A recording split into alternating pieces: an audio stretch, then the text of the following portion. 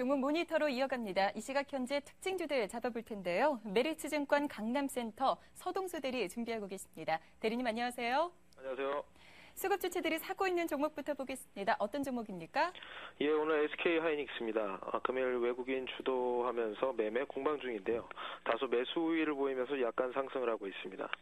제가 지난 금요일 날에 추천을 한번 드렸었는데 단기 매물 소화 과정도 필요하다.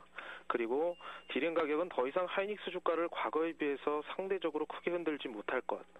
그리고 모바일 부분이 커지고 있고 4분기 흑전 기대감이 있다는 말씀으로 좀 정리를 드렸는데요. 60일 이동평균선 이상에서 지금 현재 좀 견조한 상태입니다. 제가 오늘은 하이닉스를 긍정적으로 봐야 하는 두 가지 이유에 대해서 좀 말씀을 드리고자 합니다. 일단 하이닉스를 좀 쪼개보면 PC 부분과 모바일 부분으로 좀 나눌 수가 있겠는데요. 일단 PC 디램 쪽을 한번 살펴보고자 합니다. 지난 10월에 이제 윈도우 8이 출시가 됐습니다.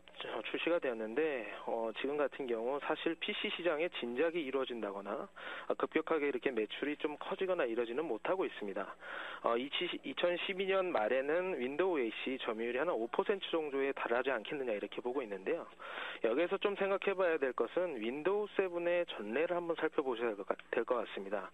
윈도우 7 또한 처음에 이제 출시했을 당시에는 굉장히 점유율이 낮았었는데 3년간에 걸쳐서 결국에는 40%의 보급률을 나타냈었거든요. 윈도우 8도 이런 같은 전차를 좀 밟지 않겠느냐.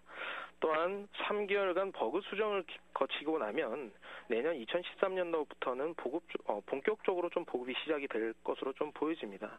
그렇기 때문에 PC 디램은 무릎 부근이고 사실 중장기적으로 상방을 좀 기대해봐도 좋은 상황입니다. 또한 오늘 뉴스 중에 이제 레노버가 중국 스마트폰 시장 1위를 넘본다는 기사였는데요. 삼성전자에 이어서 2위 업체인 레노버 이 업체가 지금 중국의 중저가 스마트폰 고성장을 좀 대변한다고 할 수 있겠습니다. 북미 쪽이라든가 서유럽 쪽의 선진 시장의 보급률이 50%에서 60%에 이른다는 것을 좀 감안해 봤을 때 내년에 중국 쪽의 중저가 스마트폰 중국의 로컬 업체들의 성장이 좀 눈에 띄게 늘어날 가능성이 상당히 큽니다. 이렇게 되면 하이닉스의 모바일 디램이 지금 중국 로컬 업체에게 상당히 많은 납품을 하고 있기 때문에 이러한 것들이 좀 업사이드를 바라보는 긍정적으로 바라봐야 하는 이유가 되겠습니다. 네, SK 하이닉스 확인해봤습니다. 이번에는 주요 수급 주체들이 매도하고 있는 종목 볼 텐데요. 한화케미칼 갖고 오셨네요. 예, 오늘 외인 기관 양매도 보이면서 중장기적으로 좀 추세를 가지면서 하락 중인데요.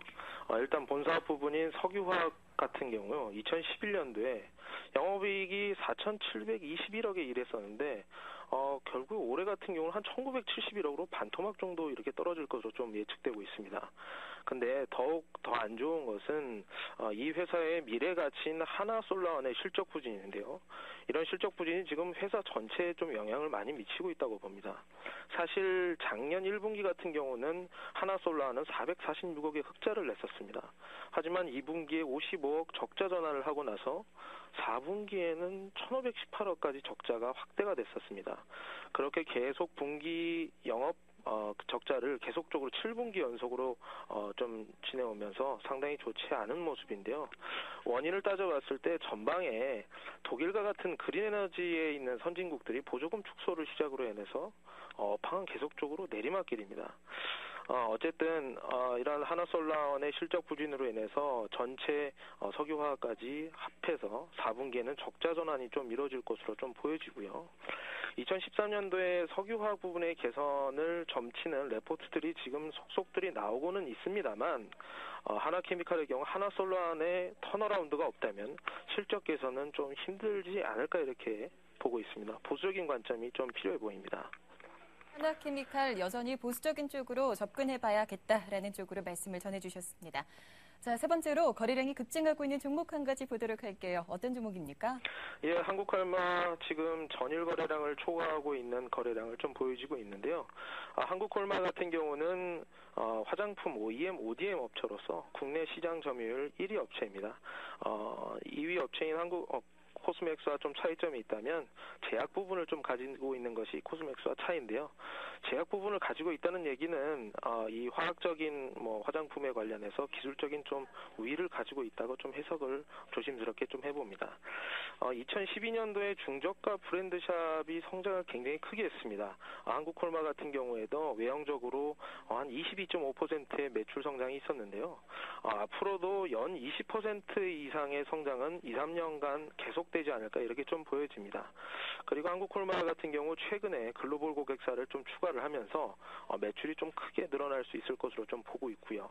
하나 첨언을 드리자면 중국에 지금 진출해 있는 북경콜마에 같은 경우는 올해 매출이 한 100억 정도로 BEP 정도를 달성한 수준입니다.